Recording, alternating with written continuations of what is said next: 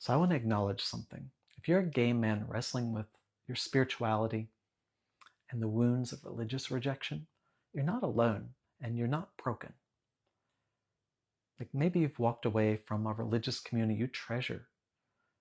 Maybe you're angry at a God you can't see and wondering if there really is somebody up there hearing your prayers, or you're grieving, or you feel an ache in your chest and a knot in your stomach every time you drive by the church or the temple you grew up in.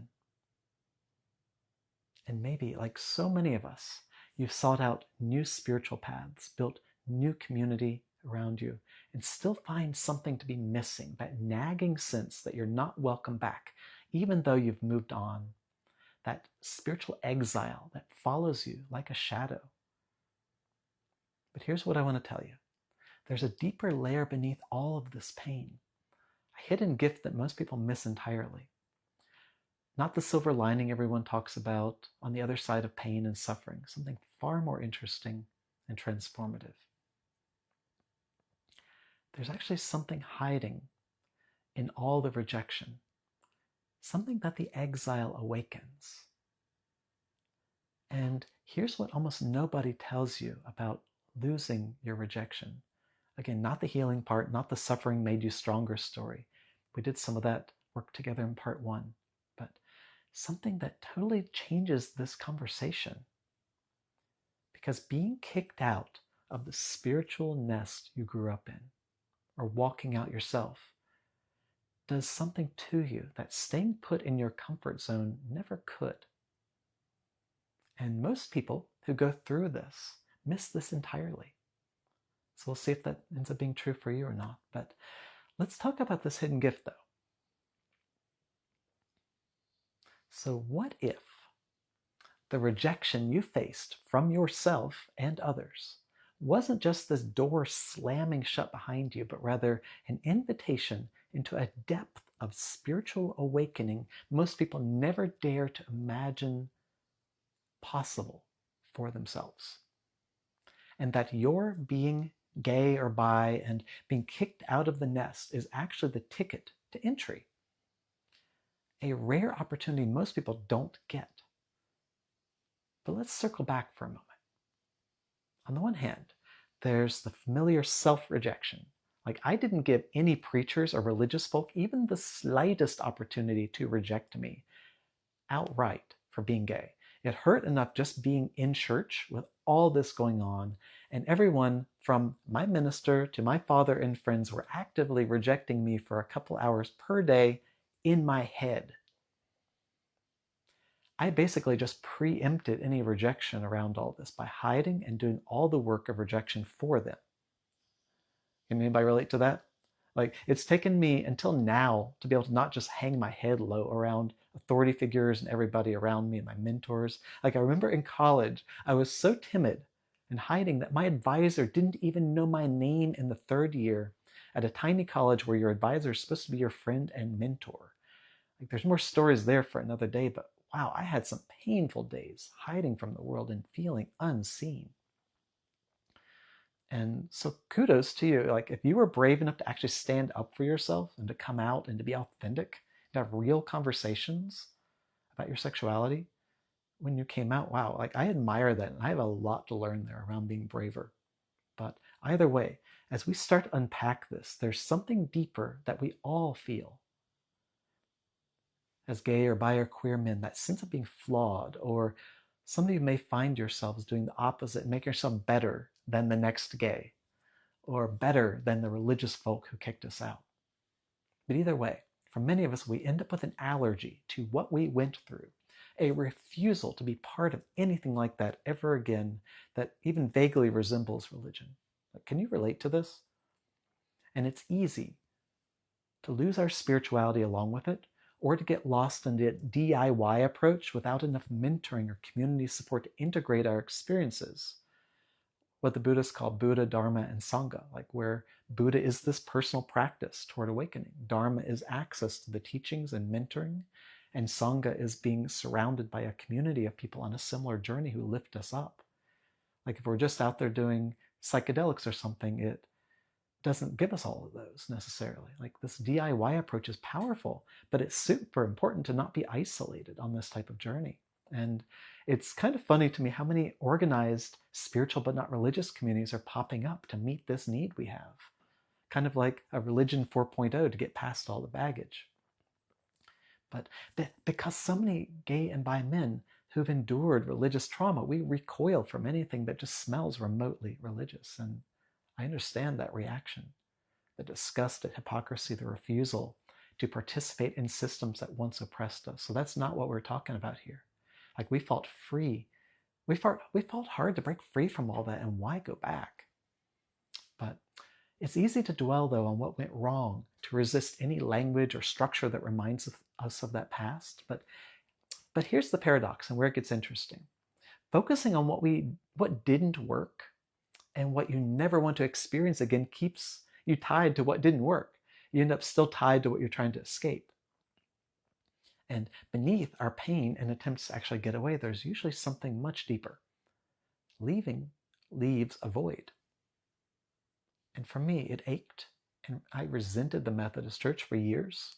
And sometimes I would drift into a service for Easter or something out of a sense that my spirituality was somehow tied in to what I had been baptized into. It was not a clean cut for me, and it might not be for you either.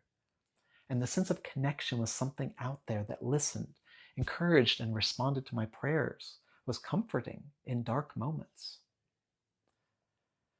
One of the lineage holders in the tradition I've studied meditation, Chogyam Trungpa Rinpoche, described this place here beneath the pain, in this case of leaving one's religion and yet still feeling connected to something more real. He described this as the tender heart of sadness. This tender heart of sadness, a tender void, full of a living, breathing, dark mess of feelings and love.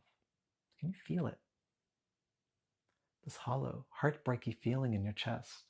And then we find ourselves longing for something, searching and asking, how can I fill this gap? This emptiness I feel in my life. It's easy, so easy, to make the mistake of filling this tender place with self-attack or anger at others. Someone hurt me. I lost something. Religion betrayed me. I'll never trust again. And it's so easy to miss the opening here. Focus on what went wrong, on all the stories that spin around that, kindling even more pain, really. But what if that void and all those spinning stories and judgments, like what if that tender place isn't actually a wound or something wrong at all, but an opening? That's where we're going. What if it's not proof that you're broken, but a sign that you're still alive, that your capacity to feel, to long for something sacred is intact? It's a blank canvas, ready for something entirely new to emerge in your life. And not a blank canvas you want to haphazardly splatter just any paint on or cut and paste this replacement from the culture around us in a hurry to get out of the discomfort around things, being new and unfamiliar and painfully empty. No, this is a blank canvas. And this is what people miss, this gap, an opening, a complete freedom, an opportunity to build your life almost from scratch. And this is where Tantra entered for me, and other paths may open for you, not as another rigid belief system, but as a living practice that offers a paintbrush for your fullest expansion and expression. And true spirituality doesn't ask you to shrink yourself to fit someone else's idea of what's sacred or possible. Instead, it opens the door to growth without ceilings, allowing you to evolve beyond the limitations you once knew, the low ceilings other people created for you out of fear, and to heal everything that came before. Beyond all the voices and noise and mistakes, this blank canvas, a type of grace coming into your lives, washing things clean for a fresh start. The freedom to dream up and paint an entirely new picture for your life. I know I'm harping on it, but this blank canvas is the secret sauce. And what are you going to do with yours if you're already in the middle of these transitions? And if you're stuck, are you willing to walk away and face the uncertainty of a new start. You may not be, and that's okay, but notice that it's your choice to stay when everything around you is telling you you're unhappy and that it's time to move on from people and situations that are no longer for you. And part of this, honestly, is giving even the communities that rejected us the freedom to be on their own path. They get to define their world, and we get to define ours. Because the shadow of being persecuted, if we're not careful, is becoming the persecutor. We don't want to become the hater. Like, have you ever been part of a group and somebody joins who just simply isn't a good fit and drags everything down? That's what we are like when we insist on being part of something like this. We really don't belong. And hiding out really doesn't help either. We do the world a service by finding our tribe instead of pretending we only have one choice that we were given. In today's world, where most of us are in urban areas and we're surrounded by dozens of communities we can choose among, in person and online, maybe we can afford to let other people be on a path we don't like, just like we ultimately want the freedom to be who we are. Even if you're in a rural area, even if you're in a straight marriage and feeling stuck, even if you're in a situation where your whole life takes place within a strict religious community, there are ways to find your tribe without breaking everything. If you put your mind and your heart to being in integrity with who you are on deeper levels, even a few days per year traveling for a retreat or conference so you can be around people in your tribe can leave you feeling richly connected for the years ahead. Surrender to who you are, brothers. Realize that who you are is so much deeper, so much more beautiful than you may have been told.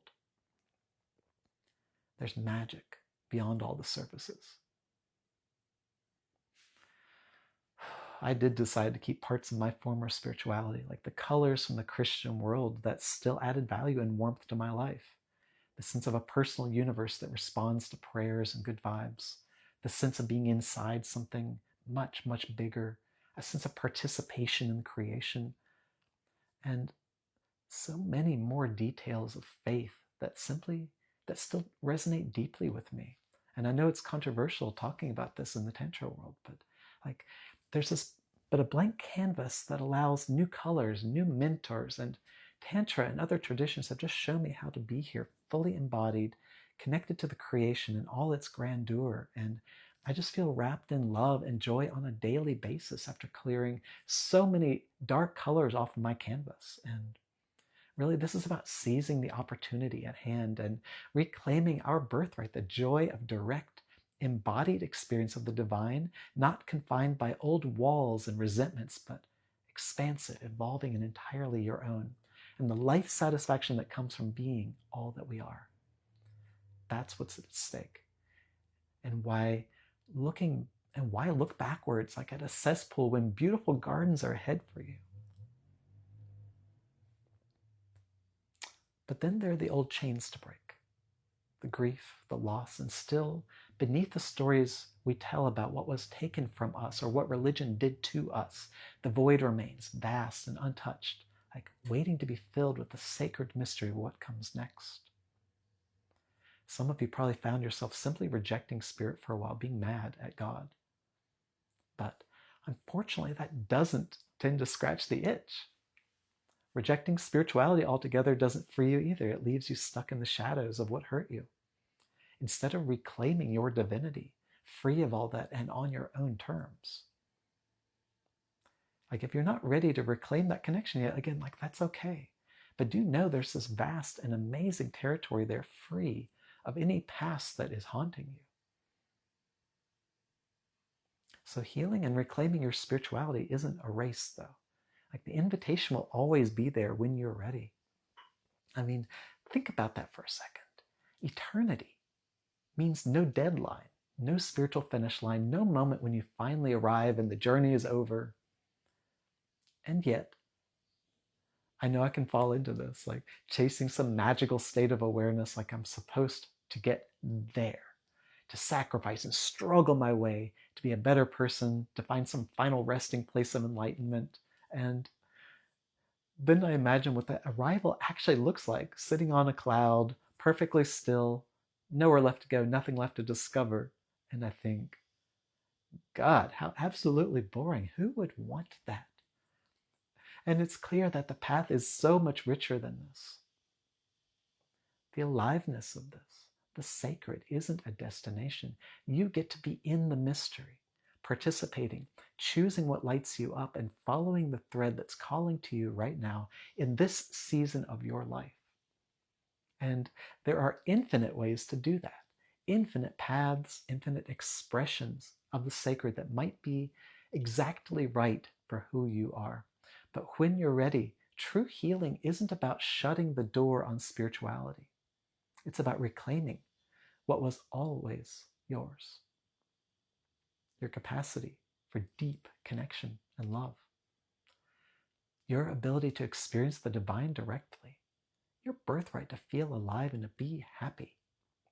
The real gift lies in creating a spiritual path that belongs to you, one that's authentic, embodied, and expansive beyond the limitations imposed by outdated systems. I remember wandering aimlessly through Oberlin on quiet Sunday mornings after I left the church, no longer drawn to services, and yet unsure, what do I fill that sacred space with besides homework?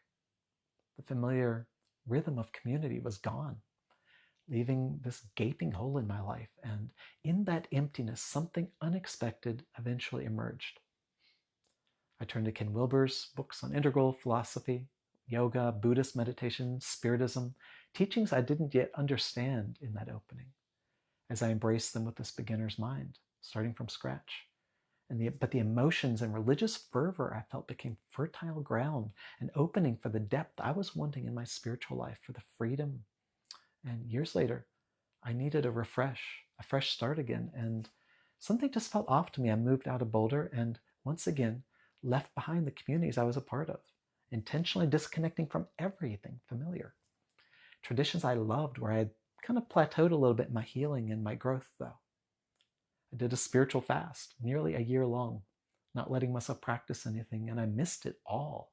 My soul was just aching, and yet in that stillness, with my heart wide open, something deeper stirred, and I gradually became more involved with alchemical dream work, tantric practices, just immersing myself in things like lucid dreaming and authentic relating, and eventually men's tantra. These opened entire new worlds for me, and a richness I never would have experienced had I stayed with what was so familiar and comfortable. So I learned to befriend the void, the place of uncertainty, and not being able to see the next steps in my spiritual journey, and to have that beginner's mind again as a tool at my disposal to keep me from getting stuck again. A tool to let go of old identities without rushing to replace them, to simply sit in that tender heart of sadness and feel deeply the gratitude for what came before, the beauty we've lived, and wonder and trust in the mystery of what might come next. That's how I break my chains. It's a lot like the Buddhist story of the monk who spent months building a canoe to cross a raging river. And then once on the other side, he was like, wait, what do I do now? He discovers it makes no sense to carry that canoe up the mountain. It's so hard to let go of what got us to where we are. But I think all of us know deep down when it's time to let something go that just isn't going to serve us on the journey ahead. And that's what a lot of our childhood religion and things we have to let go are. We have to let them go for the mountain ahead. And for me, the deeper reclaiming of my spirituality after I left the church came through direct experience. Tantra, Brazilian Spiritism, they didn't ask me to believe anything. They asked me to explore, invited me to become an adventurer of consciousness. I remember arriving at my first gay men's Tantra retreat with Tantra for Gay Men, 7-day immersion with total strangers, and I came armed with books and theories and fantasies, my mind just racing with intellectual frameworks around sexuality and spirituality. And for those who know me, it's totally no surprise that I was entirely in my head at first. But Tantra doesn't let you stay in your head. The moment I truly dropped into my body, into the love with the people around me, when I allowed the fire of my soul to break through all the mental noise, I experienced spirit directly in those connections, surrounded by other gay men, not in abstract terms, but as a living, breathing presence. And something about being around other guys like me, it made it possible to drop all the worry about being gay and actually relax and open into the practices. It was amazing. I entered a radiant, kind of mystical experience of love, just flooded by love. And for several days, I hugged and touched and sat in that expansive, undeniable connection with the divine, like deeply connected with the men and the flowers and the ducks on the lake around us. And in the moments of experiencing spirit wrapped in another man's embrace, I knew without doubt that my body was beautiful, that any stories I had ever had about love between men not being okay were simply missing the point. They were irrelevant to reality. That love was pouring through my gayness, received by another man in a moment of sacred connection. And it wasn't sinful, it wasn't shameful. It was immaculate. It was pure, and I felt so alive. The radical beauty of this moment dissolved all the stories society had ever told me about what it meant to be gay. It was so palpable for me that a love was pouring through me that would make any angel smile and want to join in. Tantra didn't just help me reclaim my body and my sexuality. It gave me something far more profound, the realization that I am love, that you are love, and I do feel this the moment I'm with people, with you. That our existence, our desires, our deepest connections are divine, and even more so when we're both sitting in this state together. And on that day when this first opened and revealed the landscape of love that was already sitting there underneath the fabric of every moment of my entire life, waiting to be recognized, I saw something I knew something no theology could ever take from me. When two or more gather in the name of the divine pours through. Many religious traditions teach that the body is sinful, that desire must be transcended. But in Tantra and in all true spirituality, you discover for yourself beyond any doubt a broader truth, a truth that is more complete. Spirit pours through all the way down into your body. Your body, your emotions, your mind, and your soul are all sacred. And this isn't theoretical, it's something you feel and know in your bones. And this is important when our minds somehow convince us that we are not connected to the sacred, or that this was lost due to something we are or did, as if it were possible for the divine to stop being divine. When our minds absorb the negativity and the hypnotic trance of people around us telling us that we're this or that, we don't feel right. We feel split, our energy's low, we feel down, and it's so easy to lose our conscious connection to spirit.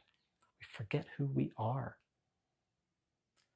But that's not the same as actually being in exile from spirit, because it is our basic God-given nature to be whole, happy, to be love. And this is on call for all of us the moment we question and see through the swirl of thoughts that cloud our minds and our hearts. And beating up on ourselves, as we're encouraged to do, doesn't help. Repression doesn't help. It just pulls us down further and leaves us frustrated. And this is so important. True spirituality doesn't shut you down. Far from it, it connects you to this immeasurable radiance you might never guess is lying right under the surface of your concerns and self-flagellation. When you find a path that is good fit for you, it reawakens the energy that fuels your passions, the vibrancy that brings your relationships alive, the joy that makes your existence radiant and meaningful. And you get to do this while being gay, bi, queer, whatever. What if your deepest desires weren't something to overcome, but a doorway to profound spiritual connection? How do we reclaim our spirituality and shake off all the negativity that clings to us? And now it's your turn. So an invitation forward. So on the one hand, the exile, the anger, that tender place in your heart when we lose our religion. And then on the other, the blank canvas. And what gets to be painted on it? The direct experience of the sacred right here in your body, right here in your love for other men. I want to help you feel in about 30 seconds what took me days at my first men's retreat to arrive at. Close your eyes. Feel the weight of your body, the rise and fall of your breath, the warmth of your own chest. And now feel into wherever you still hold yourself back, that bracing for the worst, that withholding the truth, that inner critic, the place in you that still isn't completely sure it's allowed to be fully here on the planet. You know that place.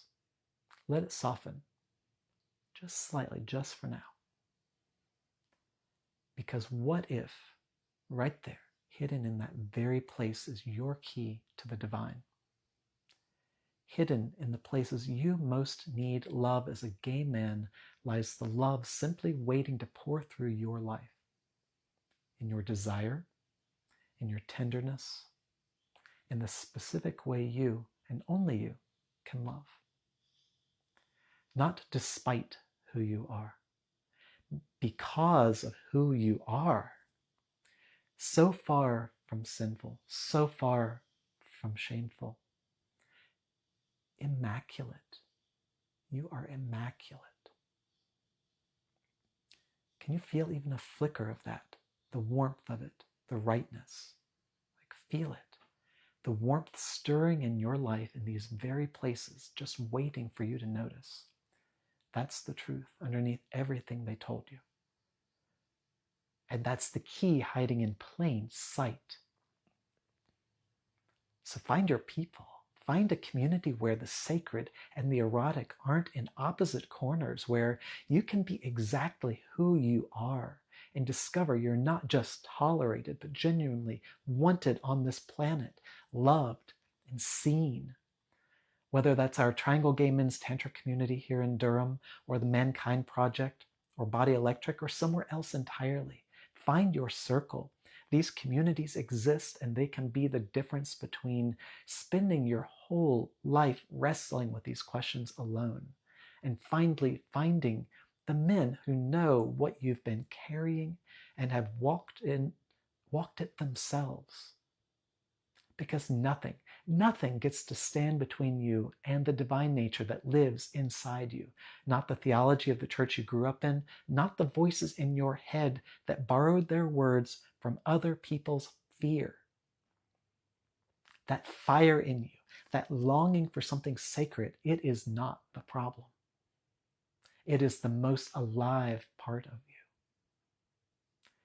And it's been waiting for you to stop apologizing for it. If you want support on the path, personal mentoring, coaching, or just a real conversation with someone who gets it, reach out. My contact's in the description, and there are lots of other guys in the community as well who would love to hear your story. We have upcoming intro days and retreats, and whether or not you come to ours, I do hope you'll take a moment right now to follow that feeling of love and warmth, and do something right now to take it deeper. Look up men's Tantra retreats, or just go give yourself a hug and a smile in the mirror. Perhaps you need to cry. Like, I get it. But now's your moment. And if this spoke to you, please like and subscribe. Your engagement and comments help other guys like you find it. And these conversations need to reach the guys who are still sitting in exile, thinking they're the only one. There's a lot of love out there for you.